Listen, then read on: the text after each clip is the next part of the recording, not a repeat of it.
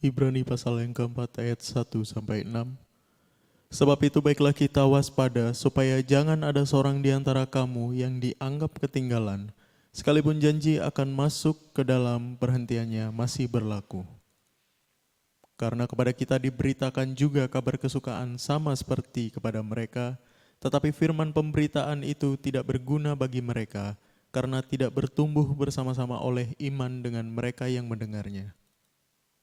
Sebab kita yang beriman akan masuk ke tempat perhentian seperti yang ia katakan, sehingga aku bersumpah dalam murkaku, mereka takkan masuk ke tempat perhentianku, sekalipun pekerjaannya sudah selesai sejak dunia dijadikan. Sebab tentang hari ketujuh pernah dikatakan di dalam suatu nas, dan Allah berhenti pada hari ketujuh dari segala pekerjaannya. Dan dalam nas itu kita baca, mereka takkan masuk ke tempat perhentianku. Jadi sudah jelas bahwa ada sejumlah orang akan masuk ke tempat perhentian itu, sedangkan mereka yang kepadanya lebih dahulu diberitakan kabar kesukaan itu tidak masuk karena ketidaktaatan mereka. Oke, shalom semuanya. God bless ya. Tuhan Yesus memberkati. Nah, kita masuk pada langkah selanjutnya, di mana kita pertama belajar bahwa kita harus punya obsesi, kita harus punya passion, kita harus posesif dengan Tuhan. Karena Tuhan itu memiliki satu karakter posesif, di mana dia bisa murka, dia bisa mengejar kita. Seperti dikatakan firman, segala kutuk ini akan mendatangi engkau dan mencapai engkau. Ulangan 28 dan sebagainya. Di mana dituntut sebuah rasa tanggung jawab ketika kita mendengarkan firman, ketika menerima sesuatu dari Tuhan. Di mana untuk melakukannya dibutuhkan sebuah tenaga, dibutuhkan sebuah semangat, dibutuhkan sebuah emosi yang posesif. Sehingga terjadi pergolakan demi pergolakan, akhirnya menjadi sebuah ledakan-ledakan, kadang salah, kadang kita benar.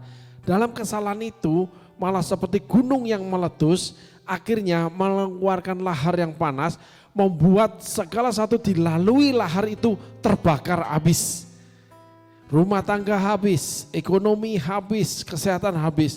Tapi dari sana kita belajar berdasarkan waktu.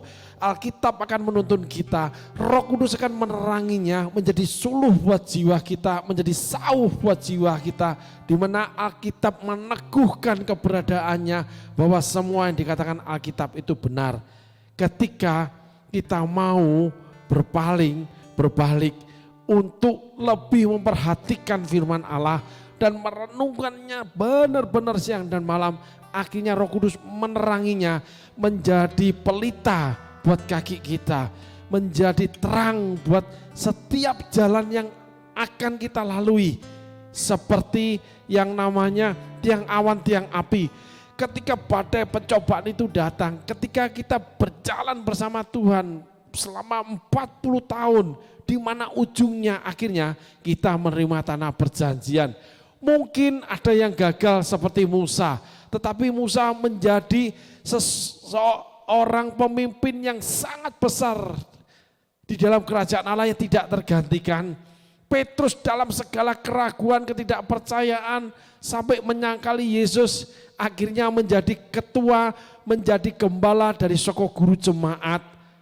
Bahkan ketika Petrus berkhotbah 5.000 orang dibaptis.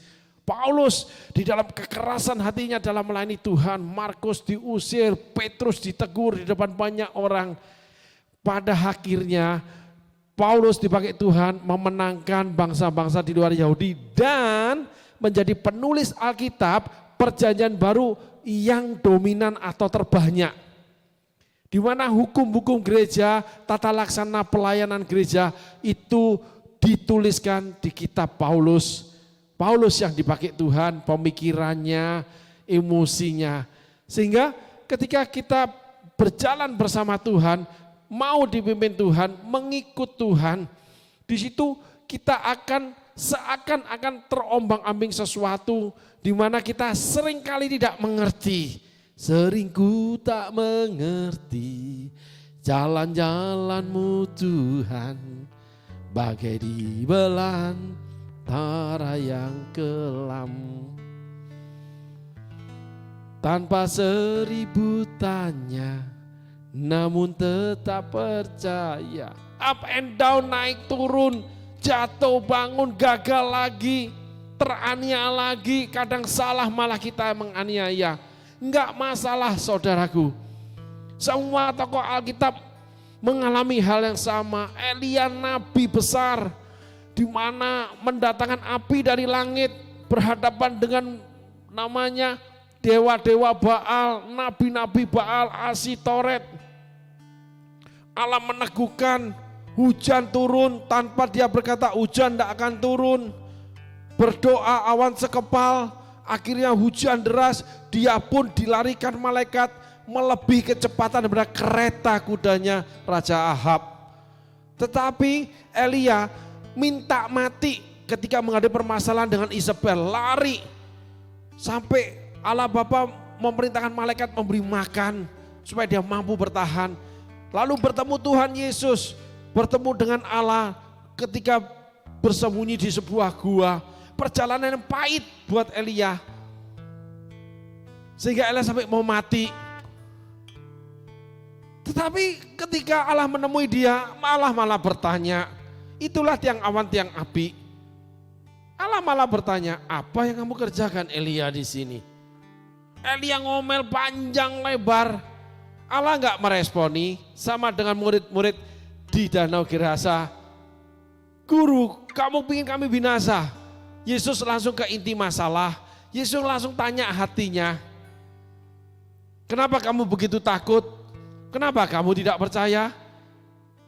Kalau dengan Elia, Yesus langsung memberikan 3 tugas yang baru.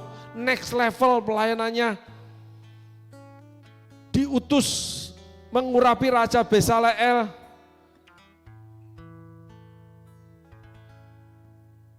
Sorry, bukan Bezaleel, Hasaleel. Lalu diutus kepada Elisa. Ada 3 tugas baru saudaraku. Di mana Elia menuntun, mengurapi 3 orang. Menjadikan Elisa murid saudaraku. Nah, Elia memiliki rasa kecewa yang sangat dalam. Dia lari, dia gagal sampai mau mati. Bertemu dengan Allah dia marah, meletus gunung itu. Tapi Allah coba bilang, apa yang kamu kerjakan? Seringkali Allah izinkan segala sesuatu, kemarahan kita meledak keluar dan meleleh, menghancurkan semuanya. Ada yang meninggalkan pelayanan, ada yang meninggalkan keluarga, ada yang meninggalkan kerja, semua ada. Sehingga kehancuran kehidupan mereka terjadi. Tetapi pada suatu kali seperti Elia, Allah menghampiri mereka. Seperti murid-murid di Danau Gerasa, seakan-akan Allah tidur. Dan Allah akan bertanya, apa yang kamu kerjakan? Setelah itu diberikan tugas yang baru. Karena Elia sudah menyelesaikan tugasnya. Garis bawahi menyelesaikan tugas saudara. Kalau enggak menyelesaikan tugas itu lari dari pelayanan. Tapi ketika kita menyelesaikan tugas kita, sudah memberi terbaik, sudah melakukan terbaik, melayani terbaik, kenapa masih gagal? Kenapa masih buruk? Kenapa karakter saya masih begini? Kenapa itu akan keluar terus? Tapi Allah bilang bahwa sudah selesai, kamu akan mendapatkan tugas yang baru. Gitu saudaraku. Sehingga ada hubungan yang sangat tidak dimengerti antara seseorang dengan Allahnya. Ada ledakan-ledakan yang tidak pernah sama. Tidak ada gunung berapi itu meletus yang sama. Tapi akibatnya pasti sama. Lahar panas itu akhirnya menjadikan setiap tanah yang dilewati dari kehancuran lalu menjadi lebih lagi suburnya. Kalau perbuatan manusia berbeda saudaraku. Kita umpamakan teknologi zaman ini. Ada beberapa negara di dunia yang menjadikan padang gurun menjadi kebun buah-buahan dengan teknologi saudaraku. Tetapi kalau Tuhan tidak, Seringkali Tuhan itu menghancurkan yang ada, dia membangun yang baru. Tetapi yang sudah ada dibuat lebih lagi.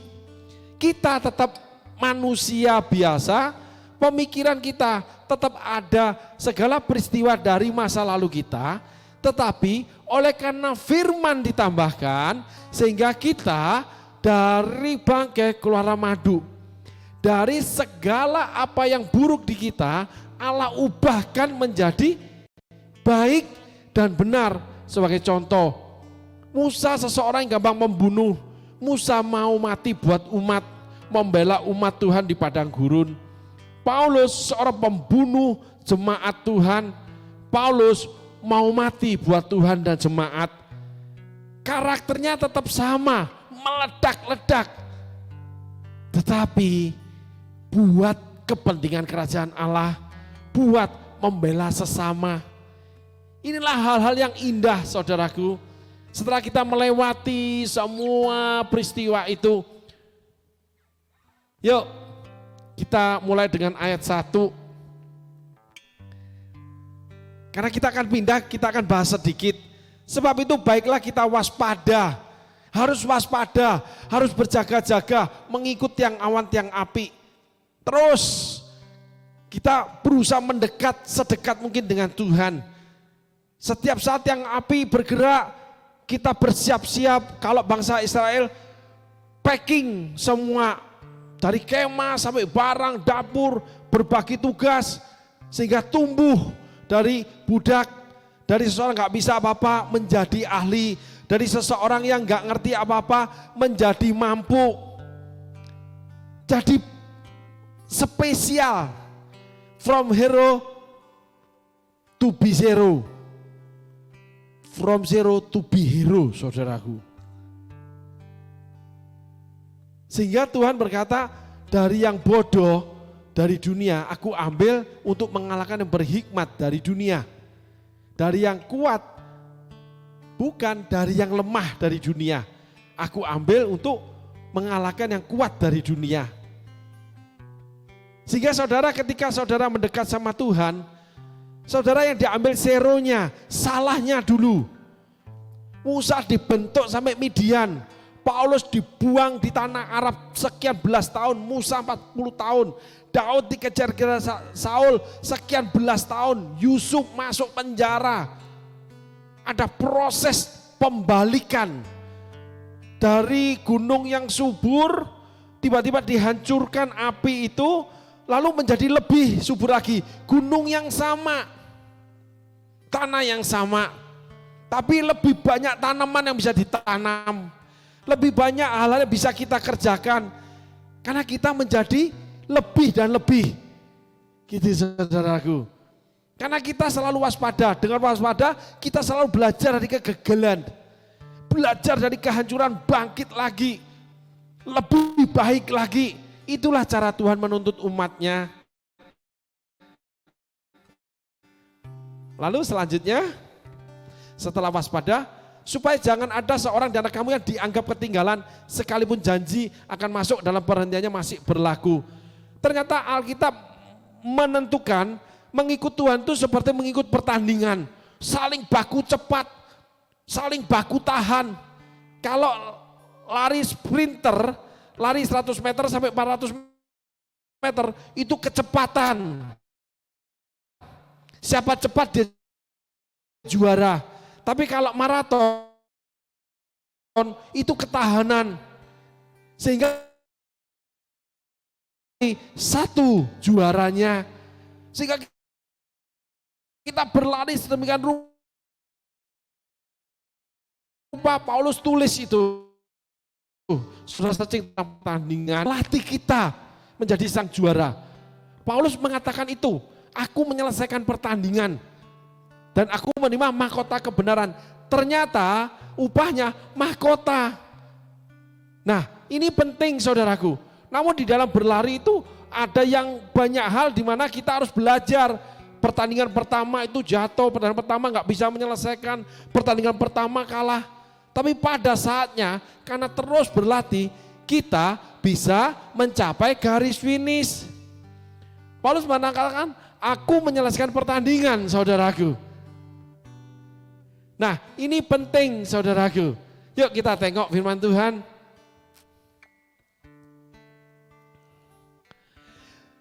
Supaya jangan ada seorang di antara kamu yang dianggap ketinggalan. Nah, saya teringat sebuah cerita di mana ada orang yang mengikuti pertandingan, tetapi akhirnya dia menghadapi sesuatu kecelakaan di tengah pertandingan. Di dalam luka di dalam pertandingan, dia tetap bertahan untuk mengikuti pertandingan sampai garis finish. Artinya, kalau orang pandai menjadi juara itu normal. Tapi kalau orang bodoh menjadi berhasil, itu oleh karena dia mau belajar. Demikian juga di dalam Tuhan. Ketika kita bukan siapa-siapa, kita bukan apa-apa, pada suatu saat kita menjadi seseorang yang tercatat bla bla bla bla. Oleh karena kita mengikuti pertandingan iman, kita bersiap-siap, kita waspada, dan kita berlari, kita enggak menjadi ketinggalan, saudaraku. Walaupun mungkin bukan yang nomor satu. Karena Alkitab itu mencatat, tokoh Alkitab bukan hanya yang nomor satu, bukan hanya yang baik-baik saja. Bahkan yang nomor satu, yang besar-besar, banyak tulisan menyatakan mereka itu banyak cacatnya. Salah satunya Abraham. Istri diserahkan kepada orang yang mengingininya. Lalu diberikan gundik, masih perawan, diambil, ditidurin punya anak. Setelah belasan tahun istri tua marah, suruh ngusir, dia usir aja. Anak yang dilahirkan, anak kandung juga ikut diusir tanpa ada penyesalan. Pribadi yang cacat. Tapi oleh karena Abraham taat dan setia kepada Tuhan, enggak punya berhala yang lain. Terus berlari walaupun dia mungkin akhirnya cacat. Ketahuan kalau dia itu jantungnya kurang atau kurang latihan. Ada sesuatu yang dia lakukan yang kurang bagus untuk membuat dia menjadi juara. Tapi dia tetap mencapai finish. Orang yang menabur dengan bercucuran air mata akan menuai dengan sorak-sorai. Walaupun terseok-seok, yang penting kita sampai kepada menyelesaikan panggilan Tuhan, menyelesaikan pekerjaannya. Itulah arti tidak ketinggalan. Ayat selanjutnya. Karena kepada kita diberitakan juga kabar kesukaan sama seperti kepada mereka. Tetapi firman pemberitaan itu tidak berguna bagi mereka karena tidak bertumbuh bersama-sama oleh iman dengan mereka yang mendengarnya. Salah satu kata yang kita harus perhatikan, tidak bertumbuh karena iman mereka yang mendengarnya. Berarti iman ini yang meneguhkan. Iman itu cuma satu, percaya. Percaya itu kalau ada itu sama aja bukan percaya. Kalau baik itu sama aja nggak percaya, itu yakin. Contoh, loh kamu kesini naik apa? Naik mobil. Ah, nggak percaya aku. Coba tengok di depan. Nih kuncinya, kamu hidupin mobilnya. Benar kan? Ya. Yakin karena dia yang bawa. Gitu. Nah, kalau percaya itu bukan keyakinan. Sebagai contoh, datang ke satu tempat. Loh nanti kamu pulang naik apa? Gampang. Ah, hati-hati kamu. Enggak. Apapun terjadi, aku bisa pulang. Mana ada? Ya aku jalan kaki. Aku pulang. Jauh tahu, enggak mungkin. Loh bisa saja. Di Papua, orang kalau mau hadir KKR, ada cerita teman pelayanan di sana, bisa jalan 7 hari 7 malam. Saudaraku. Itu namanya percaya. Percaya itu berjuang untuk mencapai ketujuan dia. Dan dia tahu dia bisa sampai. Enggak percaya ngawur. Ini penting saudaraku. Pada suatu hari saya pelayanan di pedalaman. Ketika masuk itu masih bisa memakai kapal feri. Mobil parkir masuk dermaga, kita nyebrang pakai kapal feri, sungainya cukup lebar. Ketika selesai ibadah kami pulang, air naik, artinya banjir sampai ke tempat kediaman rumah penduduk. Sehingga dermaga ditutup karena tertutup air. Enggak ada kapal yang berani menyeberang, arus deras.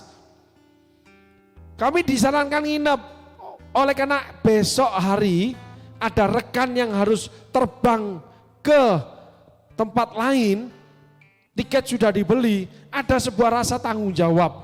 Lalu kepada teman-teman setempat minta diusahakan ketemulah perahu kecil. Saudaraku, ngeri memang. Akhirnya kami singkat cerita pakai perahu kecil itu diseberangkan, gelap gulita saudaraku. Karena mereka biasa memakai perahu itu. Lalu akhirnya kami diseberangkan, sampai seberang kami pulang. Ada sebuah perjuangan bahwa saya harus pulang. Karena rekan pelayanan ada yang harus terbang besok. Tapi mencari jalan berjuang untuk mendapatkan bagaimana menyeberang sungai yang lagi banjir. Sehingga iman itu dibutuhkan perjuangan, pengorbanan, enggak terima langsung jadi. Untuk bertumbuh iman itu kita harus belajar melakukannya sampai iman kita jadi. Yesus di Taman Getsemani belajar dengan sekuat tenaga kalau boleh cawan ini berlalu. Karena ditulis takut, sedih, kayak mau mati rasanya. Keluar keringat seperti darah. Yesus itu bukan dengan beriman dengan mudah, dia menyelamatkan manusia untuk mati di kayu salib sesuai perintah Bapa. Dia berjuang untuk sampai digantung di kayu salib, menyelesaikan, ada rasa sakit, takut, sedih dan sebagainya.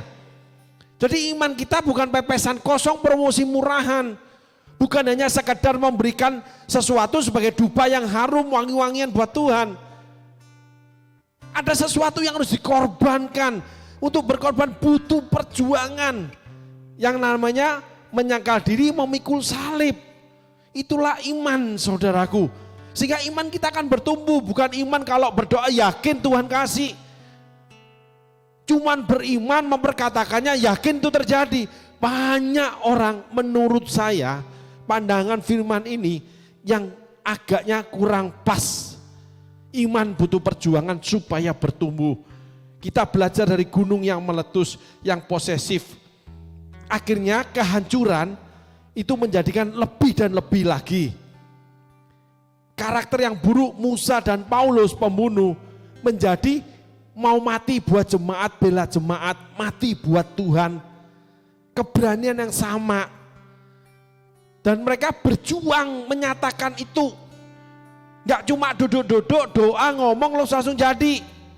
Enggak cuma khotbah, terus doa, langsung jadi. Enggak ada saudaraku. Butuh perjuangan, butuh menyalipkan daging dan sebagainya. Paulus rasul di luar Yahudi itu jadi ketika dia sudah selesai pelayanan, aku sudah mengakhiri pertandingan dengan baik. Dan sekarang tersedia mahkota buat aku. Setelah dia menyelesaikan pertandingan, Petrus mengatakan aku akan keluar dari kemah tubuh ini. Karena sudah berjuang, akhirnya tahu sudah selesai. Terima mahkota. Enggak terus kita enggak berjuang, lalu kita terima mahkota. Enggak ada saudaraku. Inilah prinsip kerajaan Allah. Kalau kita menengok dari firman-firman yang kita dengarkan hari ini. Ayat selanjutnya.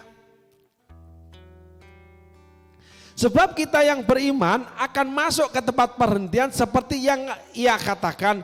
Sehingga aku bersumpah dalam murkaku, mereka takkan masuk ke tempat perhentianku. Sekalipun pekerjaannya sudah selesai sejak dunia dijadikan. Sebab kita yang beriman akan masuk, tolong firmannya, ke tempat perhentian seperti yang Tuhan katakan. Sehingga aku bersumpah dalam murkaku. Coba ini kita menempatkan firman ini berbeda sekali. Sebab kita yang beriman, tolong firmannya, jangan diganti dulu. Sebab kita yang beriman akan masuk ke tempat perhentian seperti yang ia katakan. Stop. Diterangkan tolong firmannya jangan dirubah dulu. Sehingga aku bersumpah dalam murkaku. Mereka takkan masuk ke tempat perhentianku. Sekalipun pekerjaanku sudah selesai sejak dunia dijadikan. Coba saudaraku, kita rehat di sini. Sebab kita yang beriman tadi kan tidak bertumbuh. Yang kita tidak beriman akan masuk tempat perhentian seperti yang Tuhan katakan. Sehingga aku bersumpah dalam murkaku, mereka takkan masuk ke tempat perhentianku. Sekalipun pekerjaanku sudah selesai sejak dunia jadikan. Ayat 4. Nanti kita masuk ke ayat 2 lagi. Sebab tentang hari ketujuh pernah dikatakan di dalam suatu nas, dan Allah berhenti pada hari ketujuh dari segala pekerjaannya. Ayat 5. Dan dalam nas itu kita baca, mereka takkan masuk ke tempat perhentianku. Ayat 6. Jadi sudah jelas bahwa ada sejumlah orang akan masuk ke tempat perhentian itu, sedangkan mereka yang kepadanya lebih dahulu diberitakan kabar kesukaan itu tidak masuk karena ketidaktaatan mereka. Nah, kita masuk lagi ke ayat 3. Sebab kita yang beriman akan masuk ke tempat perhentian seperti yang Tuhan katakan. Sehingga aku bersumpah dalam murkaku, mereka takkan masuk ke tempat perhentianku, sekalipun pekerjaanku sudah selesai sejak dunia dijadikan, dikatakan oleh karena ketaatan. Tadi di ayat 6. Di ayat 3, kita yang beriman. Ayat 2,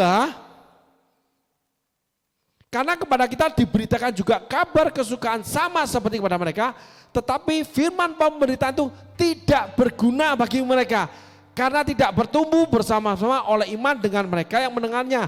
Tidak bertumbuh kenapa saudaraku? Yuk, karena ayat yang ke-6. Ketidaktaatan mereka. Ayat yang ke-7. Sebab itu ia menetapkan pula suatu hari. Yaitu hari ini quote and quote. Ketika ia telah sekian lama berfirman dengan perantaraan Daud seperti dikatakan di atas, pada hari ini jika kamu mendengar suaranya, janganlah keraskan hatimu. Ditulis hari ini, Daud yang ngomong yang lalu, tapi hari ini ketika kamu mendengar. Coba saudaraku perhatikan ini, kita kembali ke ayat 3. Kita akan mendapat penerangan dari Roh Kudus. Kita kembali ke ayat 3. Sebab kita yang beriman akan masuk ke tempat perhentian seperti yang dia katakan, sehingga dia bersumpah dalam murkanya, mereka takkan masuk tempat perhentianku sekalipun pekerjaannya sudah selesai sejak dunia dijadikan. Ayat 2. Karena kepada kita diberitakan juga kabar kesukaan yang sama seperti kepada mereka. Tetapi firman pemberitaan itu tidak berguna bagi mereka. Garis bawahnya berguna. Karena tidak bertumbuh bersama-sama oleh iman dengan mereka yang mendengarkan. Jadi ada sama-sama mendengar tapi tidak bertumbuh. Kenapa? Tidak taat. Ayat 1. Sebab itu baiklah kita waspada. Bagaimana tidak taat? Kita harus waspada, berjaga-jaga.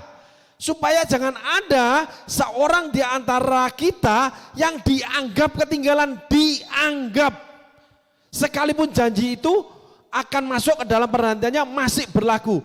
Kita dianggap ketinggalan. Nah, di sini kita rangkai saudaraku, banyak orang yang beriman, orang yang percaya, orang yang mengikut Tuhan, tapi tidak taat, santai. Yang penting ikut.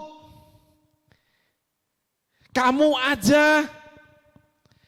Mereka tidak berjaga-jaga. Kembali lagi mereka tidak punya emosi. Kembali lagi mereka tidak posesif.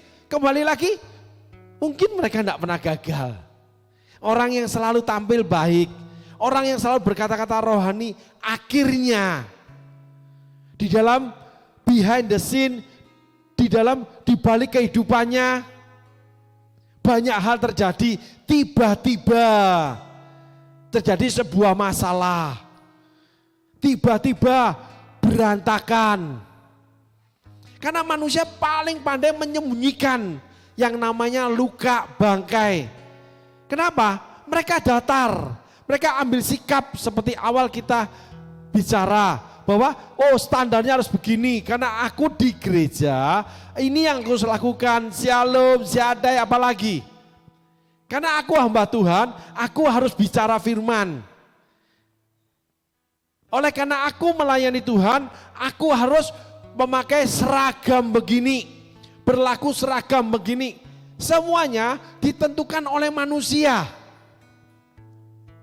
Sehingga terjadi kenyamanan di balik sikap. Kalau ada pemimpin bagus, kalau nggak ada pemimpin seenaknya. Kalau ada menyenangkan semangat, nggak ada menyenangkan tidak hadir. Dan sebagainya.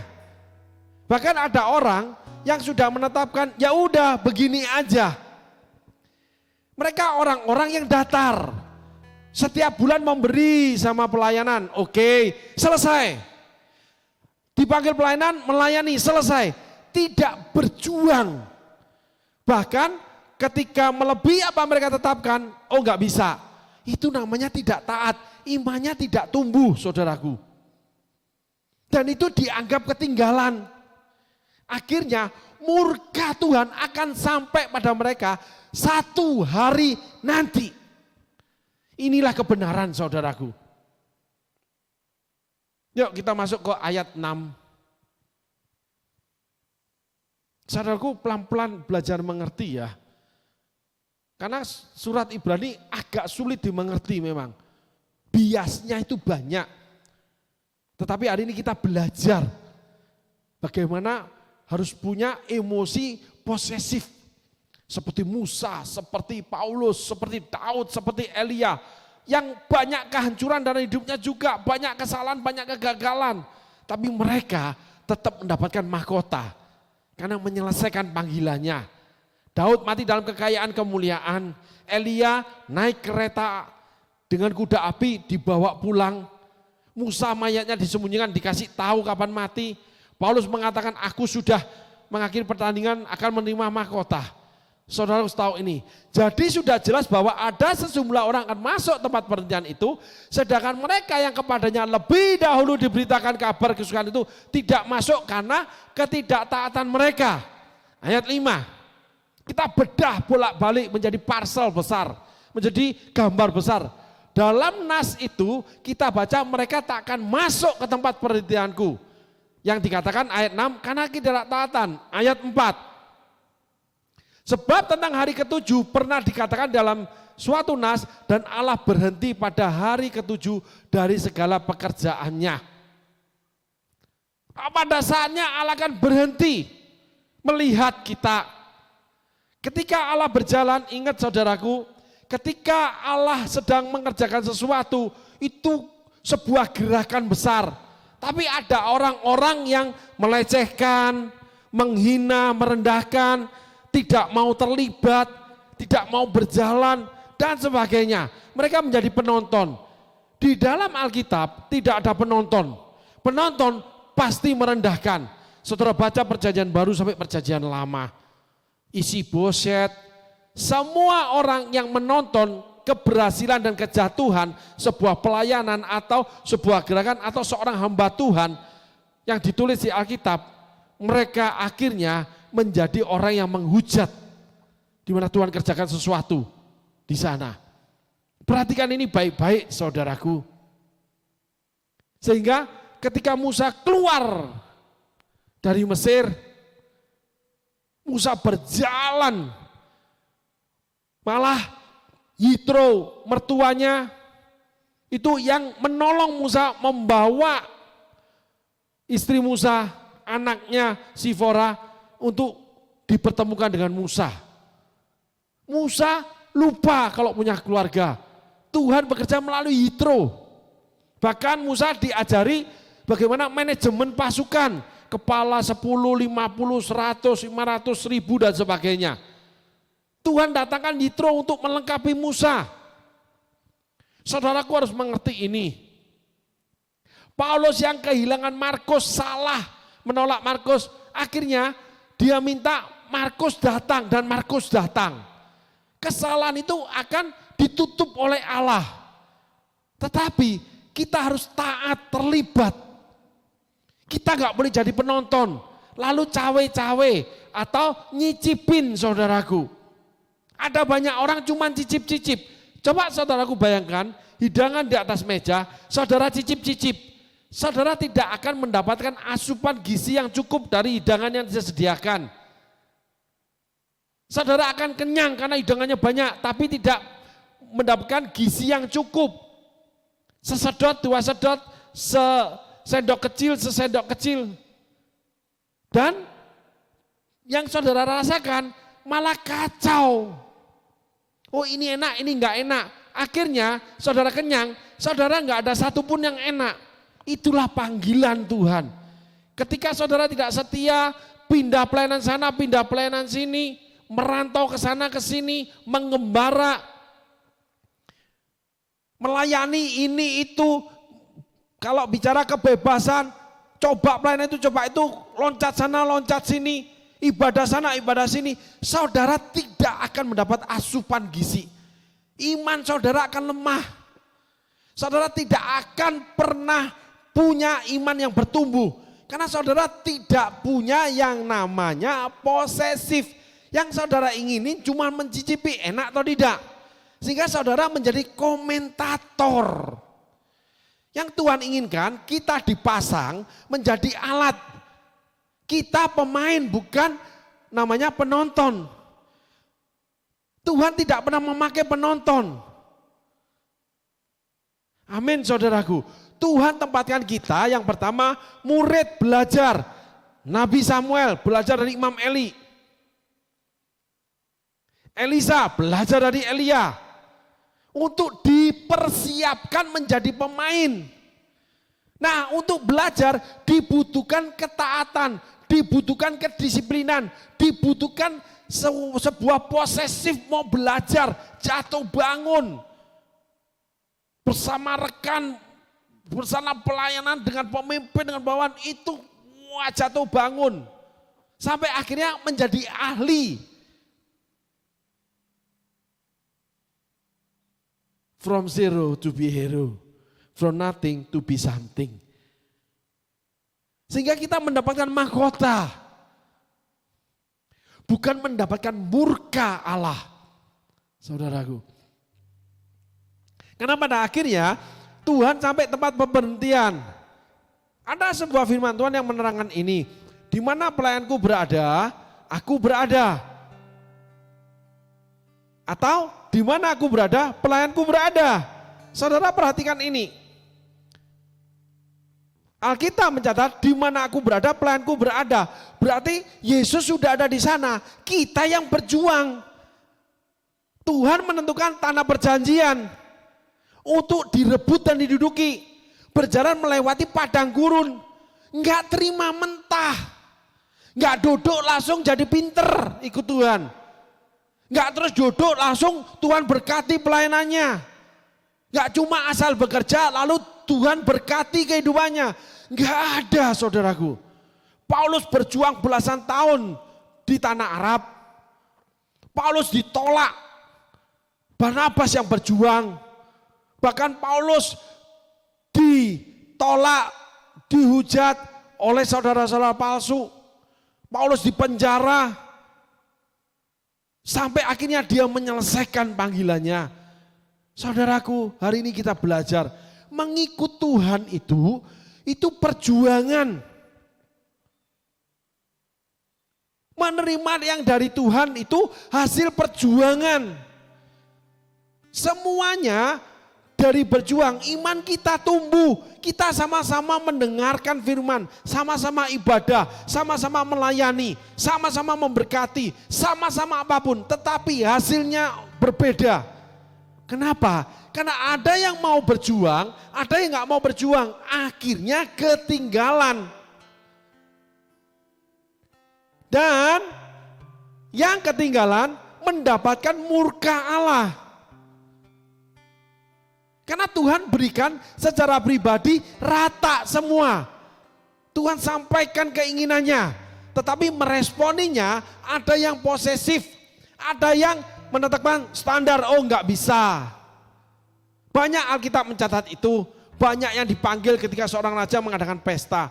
Ada yang punya alasan ini itu, akhirnya orang-orang yang di lorong dipanggil, orang-orang di jalan dipanggil, duduk ikut pesta. Lalu ada satu orang duduk enggak pakai baju, enggak pakai seragam, enggak pakai pakaian yang sesuai, dikeluarkan. Artinya harus mengikuti standar kerajaan Allah. Enggak boleh kita menetapkan standar seenaknya sendiri. Yang penting pelayanan, yang penting sudah jadi hamba Tuhan, yang penting sudah ditabiskan, yang penting sudah punya pelayanan, sudah buka pelayanan, dan sebagainya. Enggak, ada perjuangan lebih lanjut. Sekali lagi, keluar daripada Mesir, ketemu padang gurun. Setelah Tuhan bertempur dengan Fir'aun, Tuhan menghancurkan Fir'aun, menenggelamkan di Laut Teberau.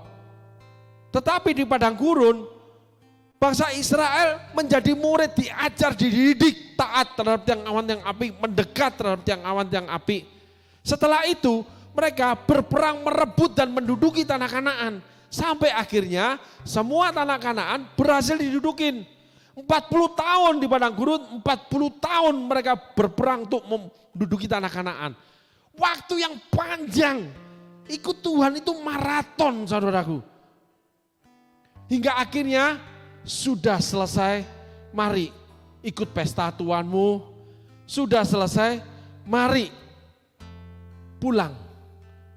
Tugasmu sudah selesai, ikut pesta Tuhanmu menikmati di surga yang fana. Memerintah bersama Yesus di bumi yang baru. Aku diberkati, aku dilimpahi.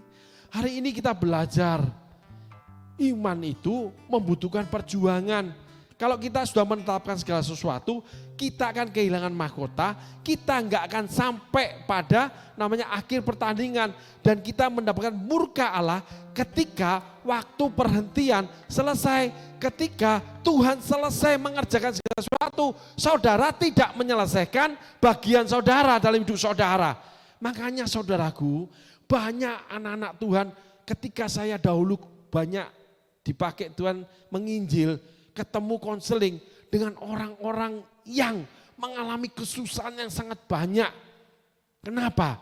Karena mereka tidak taat. Mereka tidak mau berjuang lagi dalam iman. Mereka menyimpang dari iman mereka. Mereka menyimpang dari perintah Tuhan. Mereka tidak taat. Akhirnya dalam posisi keadaan, bahkan ada yang sampai di hampir akhir hidupnya, itu mengalami banyak hal yang luar biasa. Ada yang sakit, dilempar Tuhan di ranjang orang sakit. Ada yang namanya kerusakan ekonomi, kerusakan rumah tangga, kerusakan anak-anaknya. Padahal orang itu setia mengikut Tuhan, jemaat yang setia. Padahal orang itu melayani dari muda kepada Tuhan sampai tua. Dia itu selalu kesusahan. Atau orang-orang yang terlihat berhasil, tapi hidup pribadinya ancur-ancuran saudaraku.